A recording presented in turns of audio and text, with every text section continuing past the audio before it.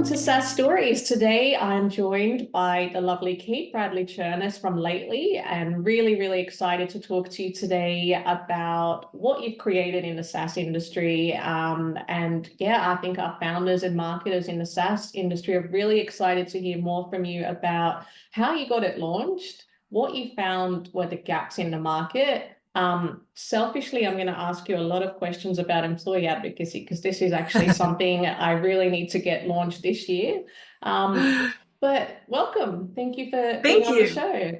Thank you for having me. Hi, everybody. Thanks for joining us as well. I wanted to compliment you on your lipstick, by the way. It's Thank you so very nice. much. These are the little things, that like really matter, especially when your life is on Zoom, which, yours is, mine is. Well, And I make the most of the Zoom makeup filter on a daily basis, but the oh lipstick is yes, something I do add to it. I had to like turn it down actually because like I started falling in love with that face, and I was like, okay, I'm just gonna turn it back The to issue regular.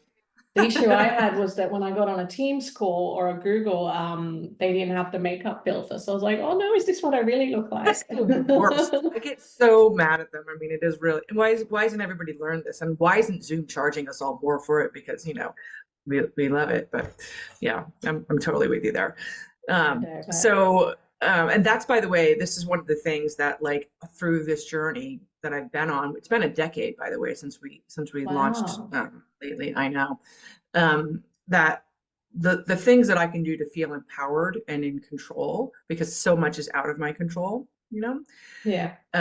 So whether it's like looking good, really a lot of it is about looking good, let's be honest. So like just going to the gym, I go to the gym twice a day now. Yeah. Um, I'm really feeling like whether it's getting the right hair color or like all these little things that you do to prep to get for your day or get ready or whatever. I found that like that feeling of being able to own the things that were in my control kind of no matter what as a non-negotiable has helped keep me from losing my mind, because um there's so many days where I'm crying in a puddle of tears, or shouting from the rooftops and not in a good way, like in a crazy way. That whether it's nice underwear, who doesn't want nice underwear, right? Yeah. Or like good In good case you comfy get hit cozy by stuff. that bus. It could happen. You don't want to be in your period underwear that day, you know what I'm saying? It'd be terrible. Oh, well, thank you for sharing. I think so many of us can relate as like business owners and working mums. There's so much really that is out of our control and so much happening in the world that, yeah, we can't control. So why not just put a little lippy on here and there? And yeah, you're right. And gym, absolutely. I think exercise is more for mental health than physical health. So I'm with For you sure. on that one. Um, It's hard to rip your butt out of the seat, but it's something that I've been forcing myself to do for 10 years actually. And that and that makes it so my husband isn't my water cooler, which yeah, he appreciates. So I can go there, check in with some real people like that are not on Zoom because my whole team, we're all dispersed, and we have been yeah, since we started the company. Actually, we've worked yeah. together in person a handful of times at different accelerators, just to show face or something like that. But it really just for me to get out of this office, get out of the house, go outside, have a conversation with a human, maybe hug somebody. It's valuable. Yeah. So 10 years in the business, that's impressive. Tell me, how did you get started? Where did you what was your aha moment when you thought of lately? Yeah, well, so the fun place to start, Joanna, is so I used to be a rock and roll DJ. Oh, wow. My last gig was broadcasting to 20 million listeners a day for XM satellite radio. Amazing. And I got really good at turning listeners into fans or customers into evangelists, which is what we all want, right? It's not only the sale, but you want to make the megaphone. That's how you get that flywheel going. And it was unusual because the format I was working in, and it's called adult album alternative. It's a rare format. There's only less than 100 in the States, maybe even less than that, 80 or something. Um, and you're usually like 20 or 21 in the market, whereas like country and rock and pop, those are the stations that are number one. Yeah. But my show was number one. And my bosses were like, how are you doing this? And I was like, I didn't really know, but I started thinking about it. And I had written hundreds of commercials in radio, and I was a fiction writing major as well. And so I was really interested in the theater of the mind and learning more about that. And just for anyone who doesn't know, the theater of the mind is like when you're reading a book, or when you're listening to a podcast, your imagination fills in the visual blanks because you can't see what's happening, right? There's some mystery there, and it takes work, it takes effort. There's participation in the act of listening and reading that you don't get if you're just watching TV. That's why they say veg out, because you're just sitting there just Yeah. responding. And so when you activate the theater of the mind, you trigger nostalgia and memory and emotion. All those things come into play as you're using your imagination. And if you are wielding the pen or wielding the mic well, you know this, and you're leaving space for the listener or the reader to fill in that blank. And you're still in control of the journey, but you know that this sort of unknown thing is going to be happening. And when the magic happens there, your listener slash reader feels as though they have ownership in the story. They're contributing. It's not a one-way street, it's a two-way street. That's the magic that I had learned to do, and I was focusing on. So the other component though, and this is a long story, but it's a good one. So I'll answer your question. Don't worry. Perfect. Was that I started doing some research, and I read Daniel, oh God, what's his last name? I can't remember, but he wrote that book called This Is Your Brain on Music, and it was a study on the neuroscience of music. And I look, and it's a really thick book. I don't think I got through all of it. But what I learned was that when your brain listens to a new song, Joanna, it must instantly access every other song you've ever heard before. And in this instant, it's trying to find out the familiar touch points so it knows where to log that new song in the memory of your brain. And so it's looking at nostalgia and memory and emotion. It's pulling on all these things so it knows how to do that well, right? So some parallels here. And the last piece of this puzzle is when I read a text or an email or any kind of writing from you, I'm going to hear your voice in my head. And your voice also has a frequency like all sound does, like a song. And so if you are clever writer, then you're figuring out how do you tug on nostalgia, memory, and emotion, and cue trust. And trust is why we buy, right? Yes. That's the most important thing. Okay. So deep breath. I was in radio and left it. The reasons I left are another good story, but we'll save it for another time. And I had a little company, a little marketing agency, and my first client was a company called Walmart. Oh, yes. And Small client. small client, yeah. I fell into that. And I took what I learned, what I just described to you about using essentially words to create listeners and fans to Walmart, and I got them 130% ROI year over year for 3 years with what became the prototype for Lately. Thank you so much. Yeah. So, so I didn't have the aha at all, actually. We're not friends anymore, but at the time, my friend Steve, the things happened, right? Co-founders and scars. Yeah. Yeah. The things we sacrifice. Things we sacrifice, yeah. So Steve was introduced by a mutual business friend, and they'd been telling him about these spreadsheets that I had created for Walmart, which is what the basis of Lately was. It was like essentially a way to collect a lot of information and analyze it. And what I saw at the Walmart project was that so this project was complicated but interesting. It was Walmart and all of their franchises, Bank of America and all of theirs, AT&T and all of theirs, the Internal Revenue Service here in the States, United Way Worldwide, and National Disability Institute. So it was a very unique mix, for-profit, nonprofit, and government. There were 20,000 marketers participating over these 3 years, and everything from a small library down the street to the largest retailer in the world. And I saw two things in common, which is they all hated writing. And when something they did write worked, they didn't know why. Mm.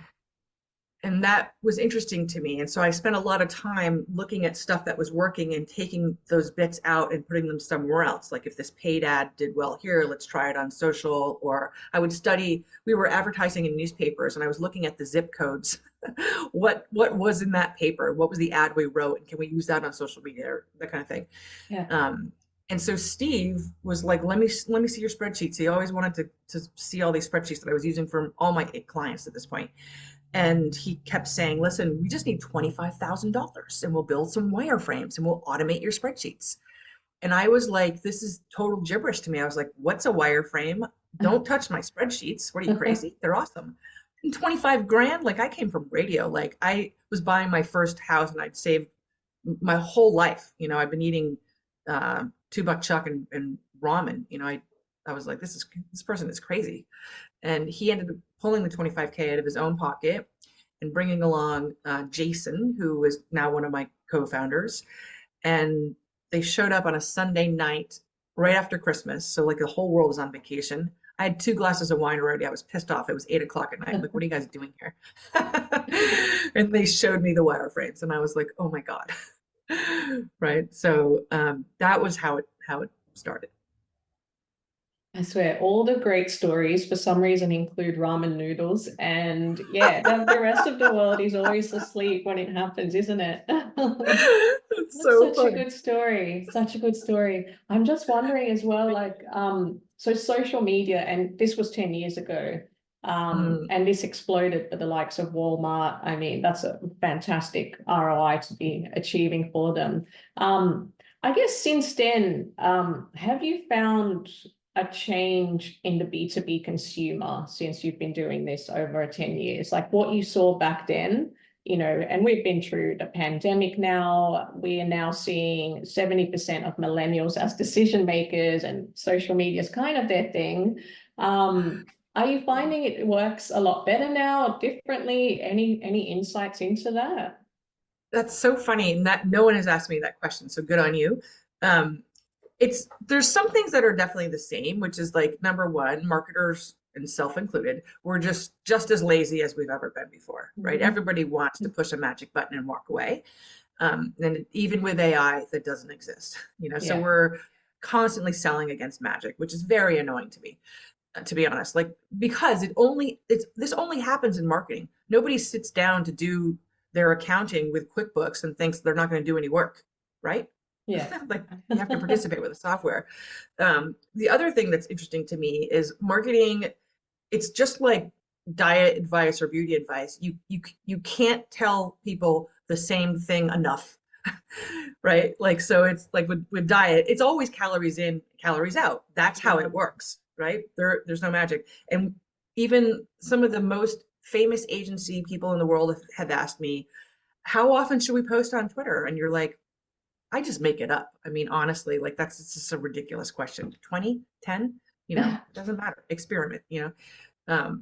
But when it comes to writing though, Joanna, like even with the advent of ChatGPT, which by the way, thank you so much because now everyone in the world can just write a bunch of garbage.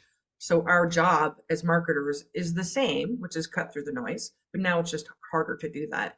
Um, so like with the writing though, it's sort of amazing to me that people don't think of, even especially in social, the basics, right? So my whole point is to get you to do what I want you to do. That's it, Hmm. right? Whether you're trying to get your husband to take out the trash or get your kids to put their pajamas on, Yeah. or get your salesperson to sell the thing and close the deal or whatever it is. It all comes down to communication and writing, and to I want to take it another step, which is I want you to do what I want you to do, but then um, I want you to be my super fan, right? I want you to be my evangelist Mm. also, Yeah. right? And um, that hasn't changed like over this whole time. Some of it is because it's all down to this familiar touch point stuff, right? So as you and I are talking now, I've I've touched on a million things, right? We're talking about makeup and lipstick. I mentioned underwear. We talked about kids. I've got, I don't know, We're let me already share. best friends. We have a Pac-Man poster in the background. So like I'm putting out a lot of possibilities for you and anyone who's listening to find a way to connect with me, Yeah, yeah, right? That's the deal. Um, with and I'm so I haven't really seen a lot of differences. One other point here, which is like on social, there's only two objectives, which is click or share, right? yeah. Click or share. That's it. And I find that people forget that all the time. Like when I ask them what their objective is, they're like, well, get the word out, you know? I'm like, well, let's just break it down. What does that, what does that really mean? Um, and it doesn't matter again if it's like if it's a millennial or someone me, like I'm far from a millennial. Um, but I will say this, there's a mindset shift now with AI. And it's been really fascinating to watch it happen. So we've been AI for a decade. People didn't understand what we do for mostly a decade. Suddenly they think that they do. And I'm still having to sort of educate them because there are different kinds of generative AI, and we are a very different kind of generative AI. We're not ChatGPT in the least. Um, so I don't, and all these sort of things that we're talking about have caused us to be educators, not only to investors, like that's obvious, but like we found that even to our own customers, finding a way not only just to train them on our software, but to constantly remind them of like what are marketing best practices. What do you need to do to actually achieve your goals? Mm. And last thing here, I can't even believe this. So many times when I ask people in general, like, what are your goals? They'll tell me save time, not make money. No. Well, What? you can always make more money. You can't get back your time. Although I feel like that is a goal that's maybe not entirely honest. Yeah, I mean, it's funny because it does like if I'm talking to the CEO, of course they're making money or the Mm, CRO, but it's often like our end user is, just someone who gets paid no matter what. But I'm surprised that it hasn't trickled down from their bosses. Like, yeah, effectiveness is what we're really saying. Like, is the content you're writing you're just putting it out there so you have something to put on social media, or are you actually trying to get something done with yeah. it, right? No, I definitely see that. I think there is certainly a lot of misalignment and miscommunication, especially in larger organizations. I think, the leadership teams don't necessarily communicate their goals, their mission statements, their values properly. So a lot of that is not reflected in the social media we see. Just coming back to what you said about some of the questions you got for social media, like how often do we post? Another good one I've kind of struggle with is, what time of day do we post? And I'm like, well, people are on social all the time, so it doesn't really matter, does it? That's right. And it's global too, it's so Yeah, funny. I mean, we have our we actually show you in our analytics the times of day and the days of the week where you're getting the most engagement. But like that doesn't mean you should always post at that time because what you're saying, mm, first of all, the world is huge and trends change and things happen and pandemics and like, seasons and all the things. And also like if here's a little pro tip for everybody if they don't already know this, if you're using the drip feed effect, right? So you got your pillar method, which means you have your long form content, you atomize it into short form content, different kinds of pieces, and then you can, even if you have 40 things promoting the same podcast, 40 pieces of content, you want to use all 40 and drip them in a cadence spread out over time because mm, the internet lasts forever. The yeah, SEO that you get there will keep coming around, and this show will still be as relevant next year and probably 5 years later, honestly, yeah, because number one, both you and I have learned to talk evergreen, more or less, right? yeah, yeah, And yeah. like the stuff we're talking about just happens to be content where honestly the answers never change. Yeah, They're I just mean, I don't rephrased. see social media going anywhere. I think this conversation will absolutely be relevant a year from now. And yeah, you're right. I always say to clients, because they're always so scared of making, oh, we don't have time to make more content. And I'm like, just 1 hour webinar, 1 hour podcast gives you so many things you can repurpose. That's all we need. So much. Yeah, it really Yeah. is. And I think people are afraid. One thing I get a lot is people are like, well, aren't I going to be spamming people on my feed? And I'm like, Yes. okay, hold on. When someone pulls up their phone, they're not looking at your feed. They're looking at their feed. And you're not their only friend. They've got a million other Um, people. And like also it's at will. Like I don't know, nobody like has an alarm going off every time you post. You know what I mean? Like so that's something I try to give them the metaphor of radio. Like so in radio, we used to play the same song 300 times a week, hoping that you would hear it once, wow. right? Because that's the odds of when you turn on the station. Yeah. And you'll probably remember, Joanna, that so the old marketing adage was you had to see, hear, or watch something 7 times before it sunk in Yeah. to the Yeah. consumer. I think that message still exists now on LinkedIn. You have to display 7 bits of content or something like that to get a customer. So yeah, Yes. that's still going. I think it's even more like I would say it's probably double, like Mm, 14, because we're yeah. so scattered and everywhere. And even if you know how this is, not only with kids and husbands and employees and anybody, customers, so like you can tell you're telling people the same thing over and over and over and over again. You're Mm, like, oh my God, I yeah, literally that's just for said that to sure. you. Especially to the So husband. God bless Um, them. Coming back to spamming, oh, that made me laugh because I've had that question like, oh, aren't we spamming? Aren't we spamming? And I'm a little bit like you. I love psychology and I love learning about the psych and those kind of topics. I think they go hand in hand with marketing brilliantly. And Yes. I read somewhere people are exposed to over 4,000 advertising messages per day, and their brains are just so well equipped at ignoring, blocking whatever they don't want to see. So I don't think you can spam anyone. I think the filters, they'll only get through if they're ready for it. Yeah, we're on to it. I mean, it always amazes me, and I'm sure this happens to you, like how many people will ask me to connect on LinkedIn, and then I say yes, because most of them I say no to, but once in a while Yeah. I say yes, and then they're pitching me right away. And I'm like, Oh, I know. I brother, hate that. I hate that. how have you not learned this? Like Yeah. Well, that's what I keep so saying. I think the way people sell has not evolved, whereas the way mm, consumers buy is like millions of miles ahead, because of the pandemic and what it forced to do with digital transformation, because of AI. Coming back to AI, actually, as a pioneer and a trailblazer of AI, I'd love to get your thoughts on what are some of the misconceptions people have about lately in AI, and how do you use it?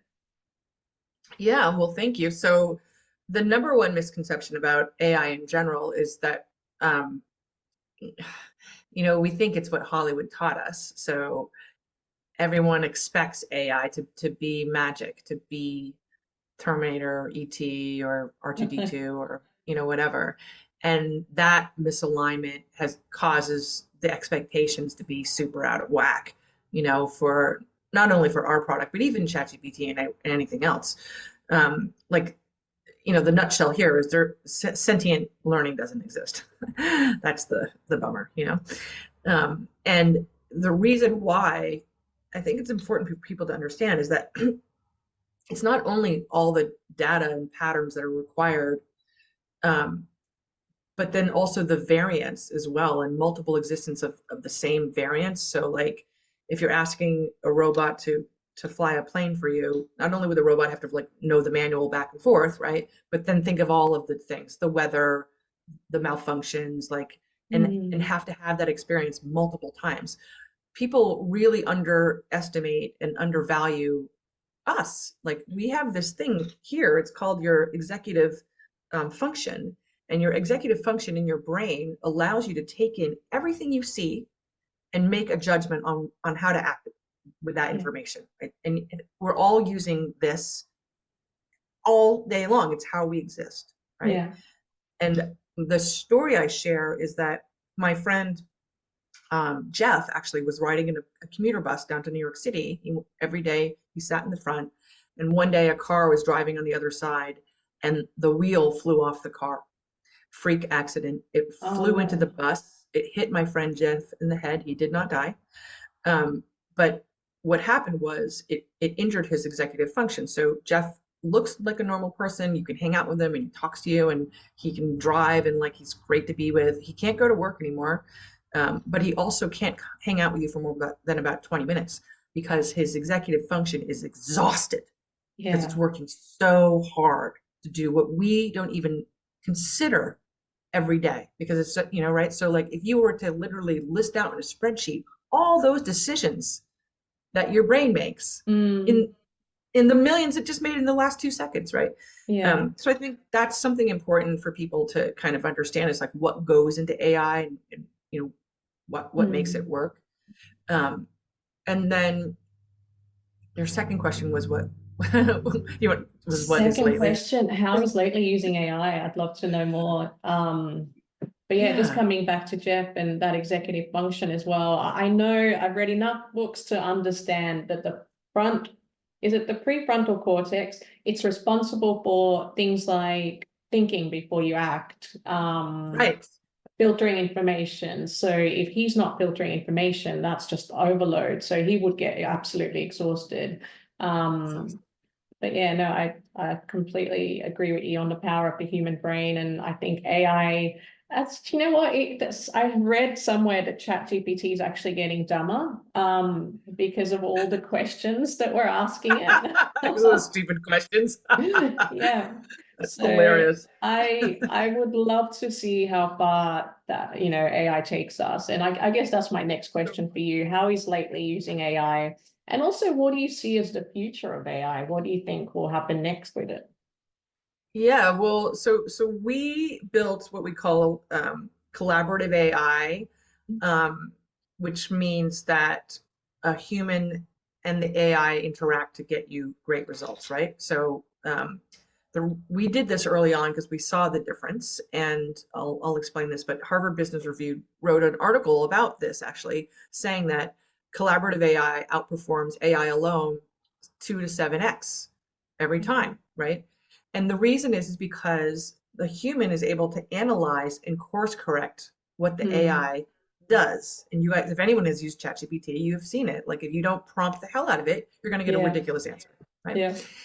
So that's super important. We're not a large language model. I'll describe how it works so that you guys can understand. So when you meet Lately, you connect your social channels to our brain, and we're able to now have access to your analytics, right, from your social channels. Mm. And we study everything that you've published in the last year, and we're quickly looking at two patterns. I can see um, when you speak, like what do you sound like when you're writing? Like I can see the patterns that make your voice yours online, and really break down that DNA, words, phrases, ideas, sentence structures, right? I can see all those things. The second thing I get to see is what your unique target audience specifically will click, like, comment, and share. Right. So that's our model is made up specifically of your data, not a public data set. We don't sit on top of ChatGPT or anyone else. So guess what? All your results are proprietary and you're totally protected. So that's another kind of benefit. Once we have this model, though, we ask you to feed Lately long form content. This is how it learns. So you can ingest either text like a blog, a newsletter, a press release, stuff like that. It could also be an audio file, like a podcast audio file. You could also ingest a video like this interview or a webinar, any kind of video file. In the case of a blog, for example, Lately's going to read the blog and it's got your model and it's trying to lift out the quotes that meet what's in the model. And it turns each quote into a social post with a link at the end of the post, driving people back to the full version of the blog, right?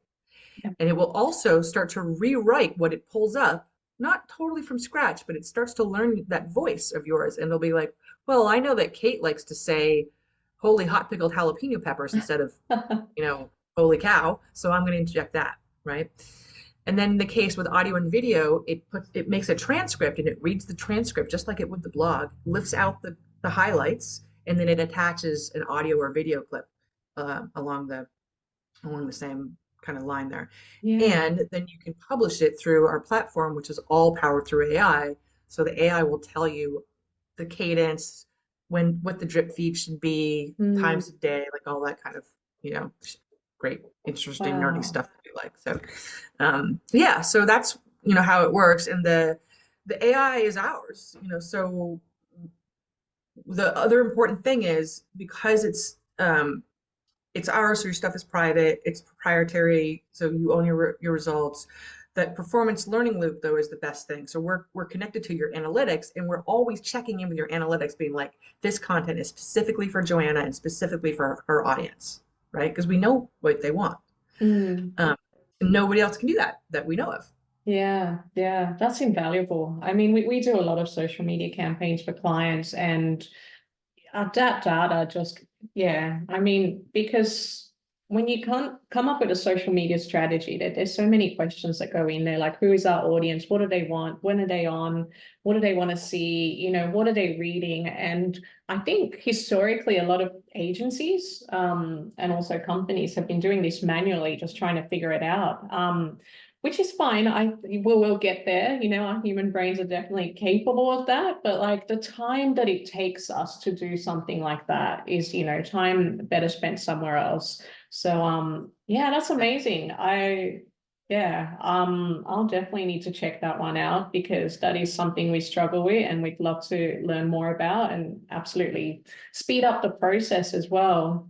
Um, Yeah, like and one of the things back to like what we were talking about before, like the laziness. So the requirement though is that the results that come out, like a human needs to constantly look at mm, them, be like, oh, this is a little weird, whatever. And that's the one thing where we have the biggest challenge is to make sure that we're training our customer to do that. When they do it, the results are insane. Like, well, we got Gary Vaynerchuk a 12,000% increased engagement, for example, wow. right? Yeah. So like it's worth it if you put in that effort.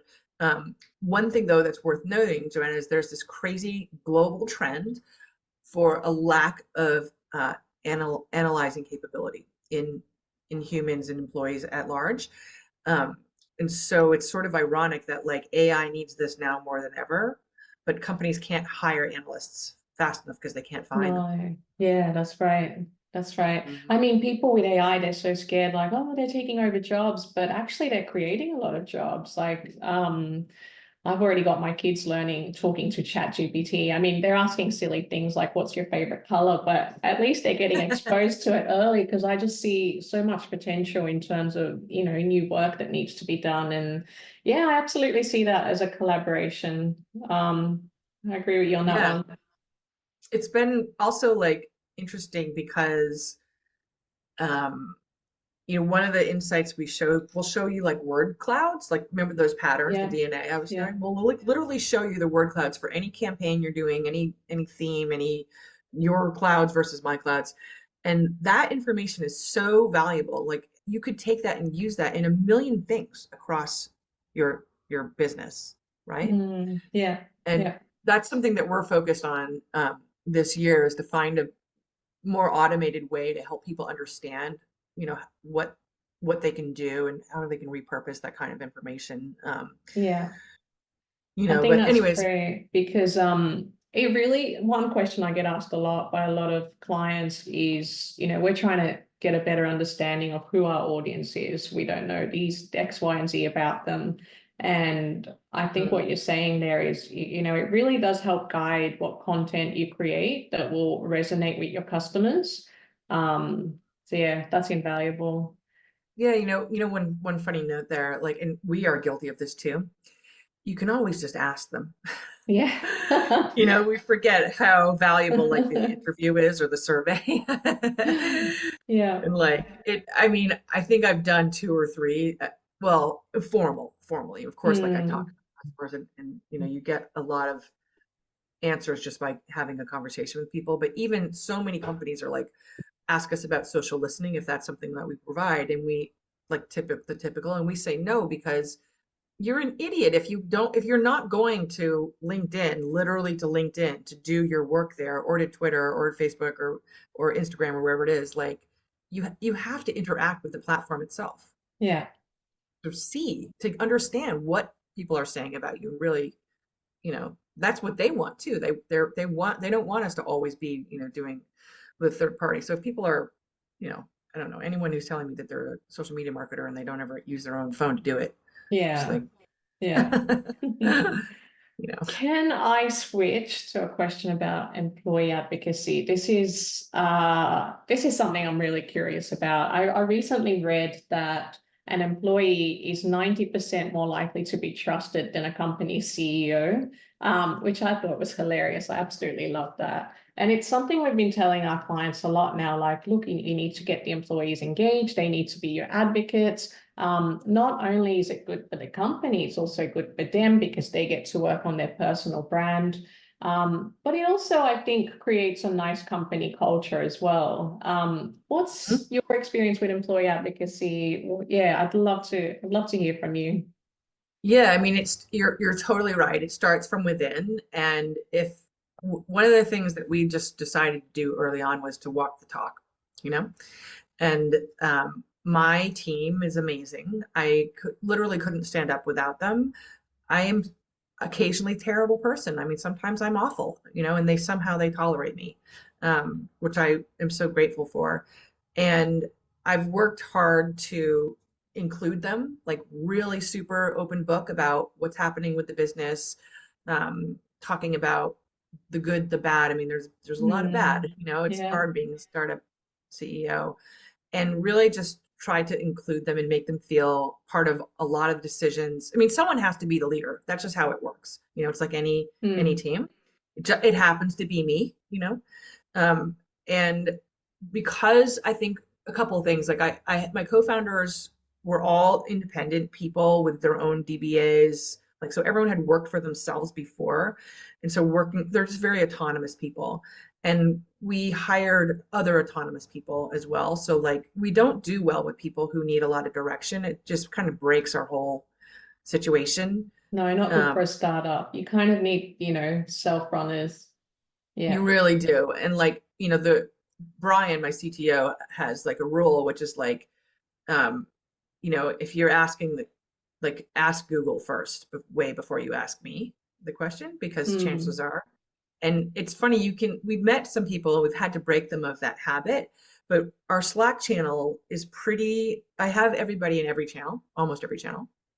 And I know that's going to be untenable someday, but right now, what it does is number one, I don't have to repeat myself, which I hate doing. mm, And I was a line cook in high school and college, and there was always like the waitrons versus the cooks. You know, I remember that. I was in the back, and in order to get sympathy or empathy for someone on a different team, you have to see what their day to day is. So like the customer service channel is great because Kristen gets beat up by the stupidest questions and by the meanest comments because, you know, yeah.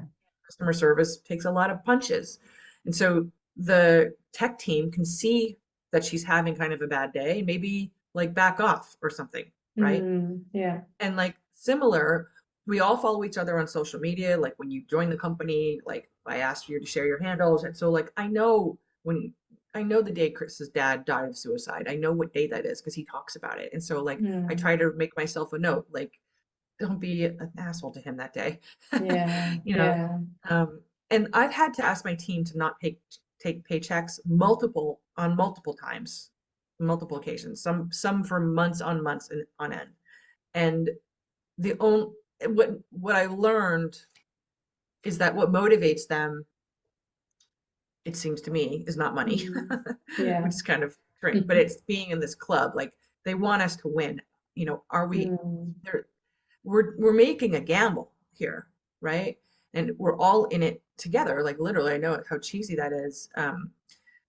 And the other thing too that sort of we dog food our own product, right? So I told you before we hit record, I'm going to ask you for the file. We're going to run this show through Lately. Lately's going to mm, atomize it up into a whole bunch of promos, and we're going to post them not only on our brand channels, but all of our employee channels as yeah. well, right? So everyone out there is like rah, rah, rah.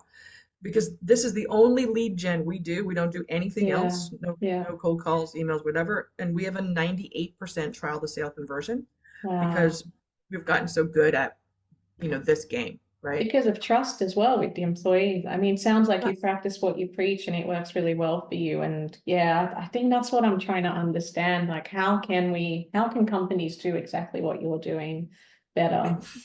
I think like, and it has to come from you and me also. Like if you're the leader of Yeah. the company, like there are so many Fortune 500 companies, and you look at their CMO and Mm. what they're saying on LinkedIn, and I just want to be like, are you kidding me? You've got like the biggest baton in the world, and you're so boring, right? Or Yeah. so stiff and unapproachable. Like there's nothing about this that, and Mm. it'll be women a lot too. And I'm kind of pissed at them because I'm like, we're looking to you for the example. Yeah.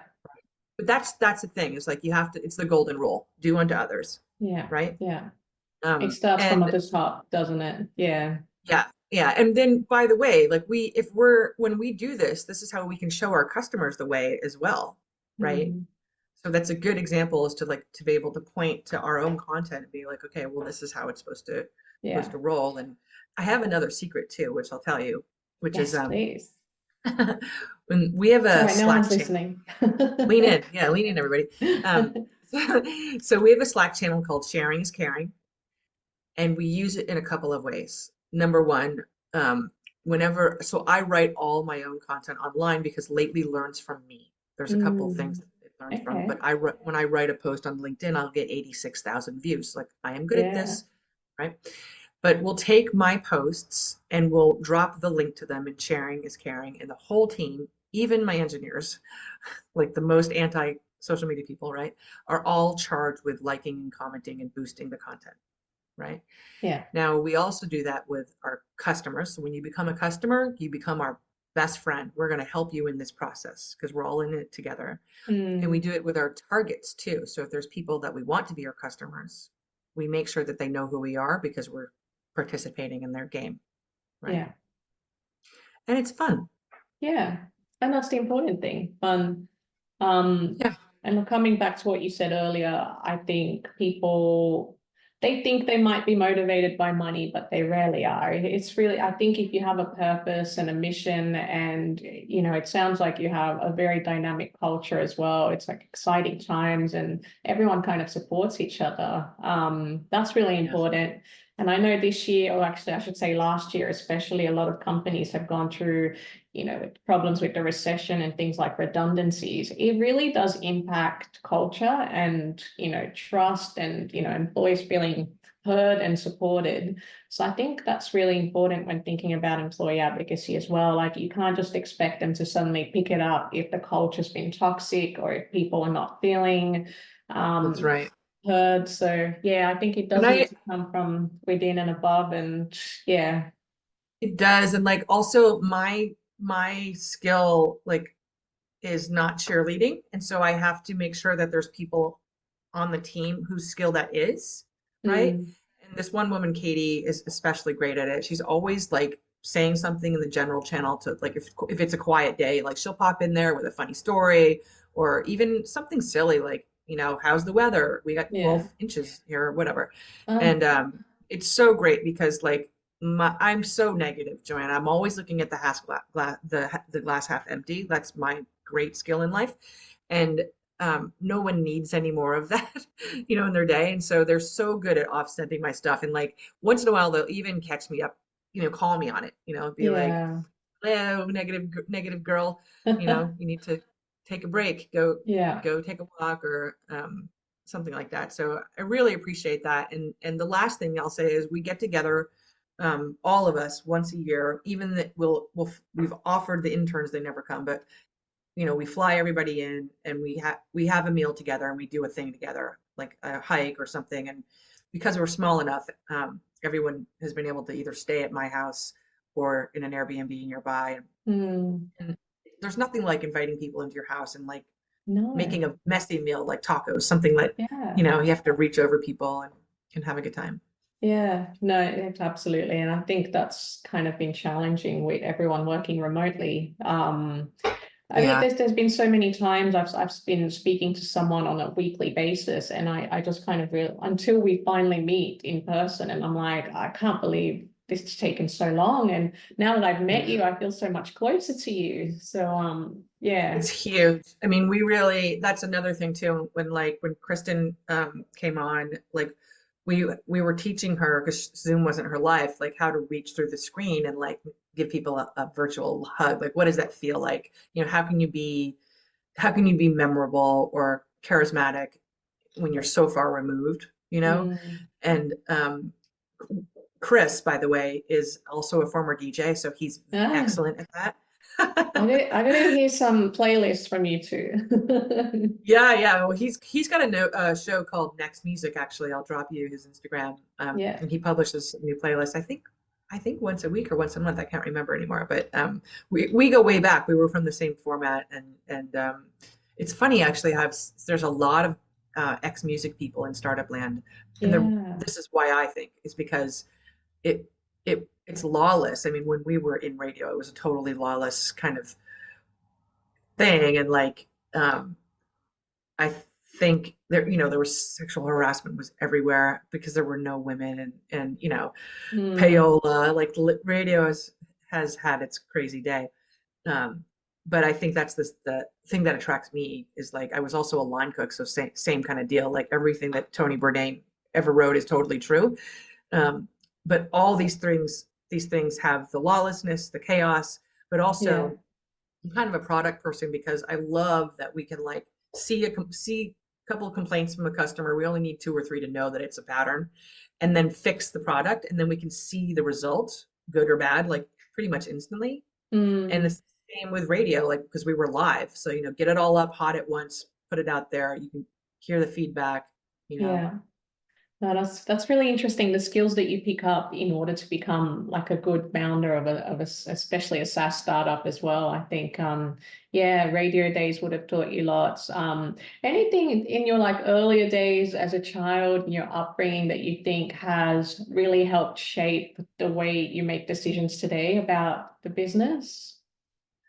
Um, well, certainly nobody told me I was great at everything all the time, which I really appreciate. And I think that's a terrible, terrible habit that the world is in. Everybody gets an award. I mean, that's bullshit, just to be honest with you.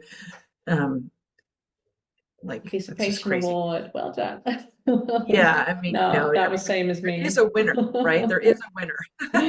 There's a winner and Um, there's a loser. yeah, there is, as in life, but Mm, both of my parents, my husband likes to mm, joke like everyone's a manager in my mm, house, everyone's the boss. And so I remember when Steve and Jason and I first started the company, I said to Steve, I was like, okay, but like I have to be the boss. And he's like, no problem. And what I didn't know was what he knew because he had done this startup stuff before, you know, and yeah. he knew this is this is some special kind of hell being a CEO, let's be honest, It has its great moments. Obviously, I love them all, but I think like to um just just seeing both of my parents have their own companies, their own Mm, business. yeah. Like I didn't know, it's sort of stupid. Here, I'll just tell you this real quick. When I was at XM, it was a hostile work environment, and I didn't understand. I'd never done that before. This is before me too. I didn't know those words. Someone else had to tell me what that was. And there were only a few women, and like there was all kinds of sexual jokes, and but we thought that was normal and it was rewarded, and I participated in it too. Like, one of the guys, that was like a huge compliment. But I didn't understand the hostile work environment part of it, and like it was pissing me off because I wasn't getting an A and I deserved an A.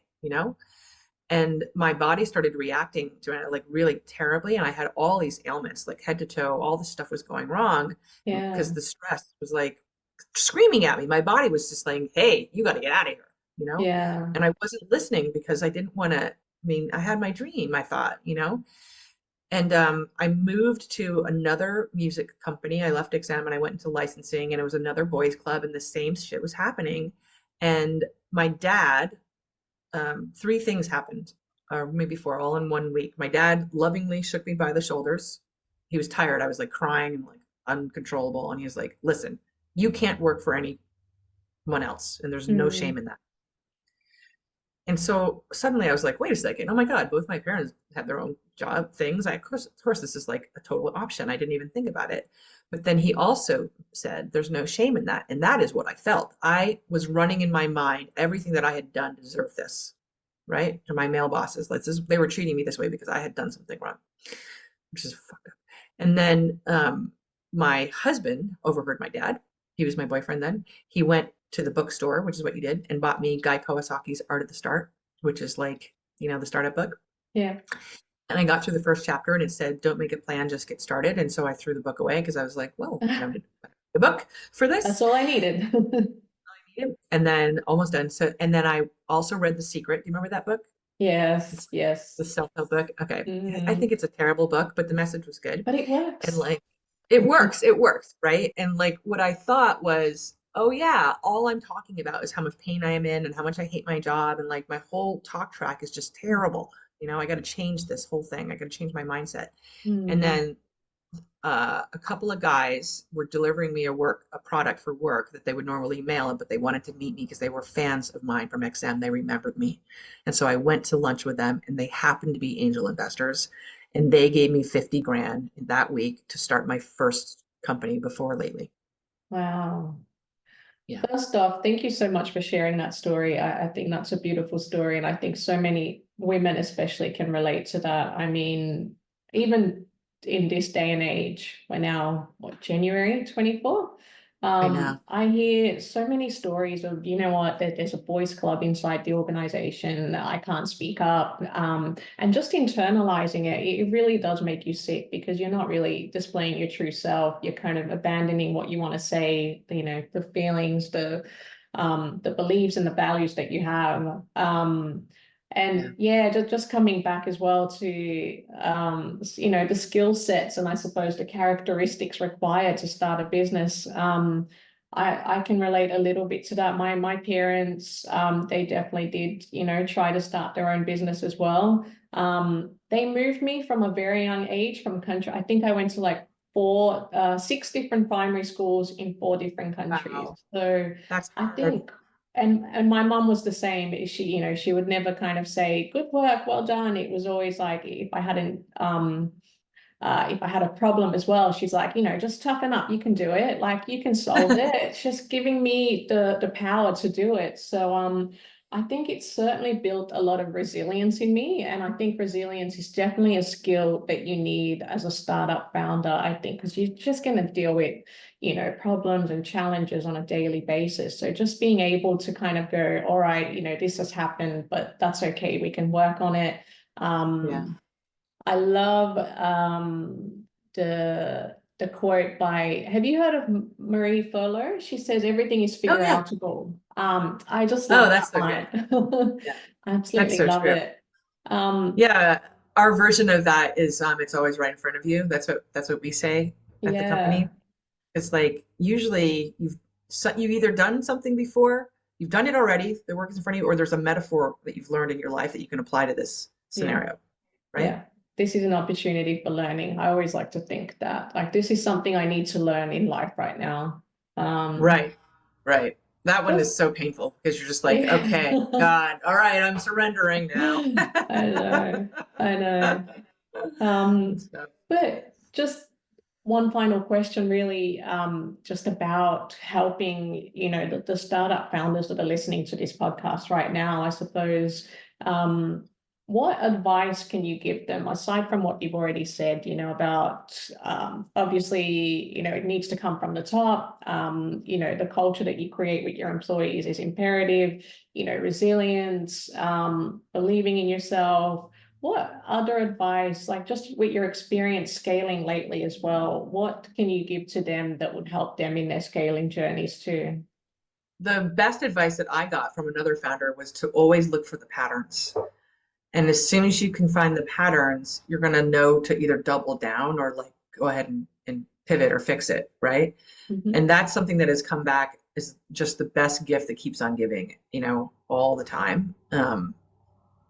So I would say like, and again, just remember, you don't need a lot of information as a startup to find those patterns. Like our rule is like 3 times and it's the thing, you know, let's take a look at this thing. So I would say that's the best. And then, the other thing is like, um, damn that self-care piece. Like, Yes. I have an acupuncturist, a massage therapist, a trainer, a therapist, a regular therapist, an esthetician. Um, what else do I do? A chiropractor. Like the the way my body manifests stress physically. So I always have some kind of ailment thing Mm, going on, and these people literally keep me upright. My team of caregivers, and um, by the way, a lot of it is tax deductible. So oh, because good to it's a wellness know. package, so you guys should think about that. Yeah, but Yeah. I think the other advice I would say is,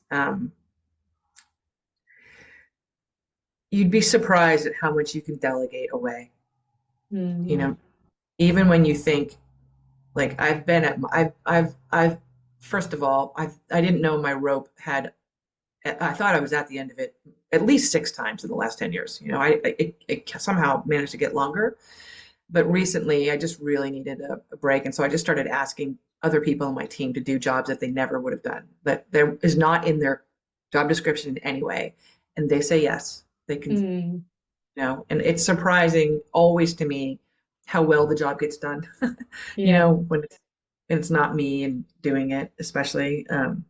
So I think that's a good thing to do, is just like, just let someone, people, it's like a wedding. People want to take over, and it takes on a life of its own eventually, it just does. I'm smiling as you're saying this because this is a personal challenge of mine, delegation. So I just, and I'm trying to get better at it as well, but I just kept going like, oh, gee, I'll just do it quicker myself because it really needs to get done now. Um, but now Yeah. I have started delegating a lot more in the last few years, and I can already see like, actually, they're doing it better than me. So why Mm. have I been doing it this whole time? It's such a great, that's like, I believe that makes you such a great leader too, is because, like, first of all, you just gave this person a ton of confidence to do that, Mm, and like, people rise to the occasion, and that's one thing actually. I've been lucky a couple times with employees who, like, we thought they were going to be doing this job, and it turns out that wasn't the thing for them, but we thought they were really valuable people, and so we just found another thing, and it ended up working, really well. And so I yeah, think, like, that's all humans want, to be valuable, like, right, they want to be successful and valuable, and they want to feel like they yeah. belong. They want to be um, challenged. We're not designed to do the same thing over and over on a daily basis. So, yeah, I think giving them the power and the challenges, I think most people would be happy to take that on. yeah, I think so too, and to also give them the ability to see the fruit of the labor, not just the money, but like Mm. to celebrate the good things. And we got to get better. We got to get back to that, to be honest with you. Like, it's been a year, Joanna. It's been a year. It has. It has. It's a new year now, though. It's a new year. I'm so So glad. let's take the learnings of the last one and look to the future, I say. Yeah. You're right. It has been a year. Yeah, I'll flush 2023 right down the toilet, to be honest. But the learnings, though, I mean, so Yeah, I'm glad for all those learnings. Yeah. absolutely. So, if you think of any other questions, you know where I am, of course. And I do have one final one for you, actually. I know you said you're a negative person, but I'm gonna ask you a positive question. Um, what do you look forward to in the future? my husband, just spending time with him. Like, I love date night so much. He's the best. I I know that sounds so cheesy, but, like, I'm married, of course, a musician. Like, well, he's in sales now, but, like, he he was the guitar player for my favorite band. And I'm that's such a cheesy answer, but, like, No, not at all. I really love him, and I think every day, God, don't die. Don't die. I'll be totally shocked if you died. You know? And he just tries to make me laugh, because Mm, he knows that what's going on in my head, right? I'm going over everything all the time, thinking about all the ways I can improve it, all the things I did to cause whatever the hell is going on that's not great. Barely taking a moment to celebrate anything positive, because that's not my nature. And he just tries to make me laugh so I can um, see the absurdity in it all, because, like, this is absurd. This thing mm, I've done. It's insane. AI, a woman in tech, in a startup. and it's all, why am I doing this? Apparently I like to get punched in the face every day. I love it. That's such a beautiful answer. I don't think it's cheesy at all. I think when you do take on such a big challenge, you absolutely need your people to fall back on. Yeah. There's been times where I've been a little crazy. I've taken on way too much, and I call it the rushing woman syndrome as well. I'm like, why am I doing so much? And then I just ask my husband, like, why am I doing this? And he just kindly reminds me, like, oh, it's just in your nature. And he's always there for my, yeah, my ups and downs. So no, I totally get that. I think it's imperative to have someone to support you with that. Kate, thank What's you his so name? much for your his name is David. Oh, mine's David too. That's Ah, crazy. everyone needs a David in their life. Me too. Oh, that's amazing. Well, thank you so much for your time, Kate. I really appreciate our chat. I thank you so much for sharing your stories. I think, everyone listening to this podcast could definitely learn a thing or two. And yeah, I really appreciate it. Thank you. I love you. Thank you so much. Thank you. How do I stop recording? There's the button.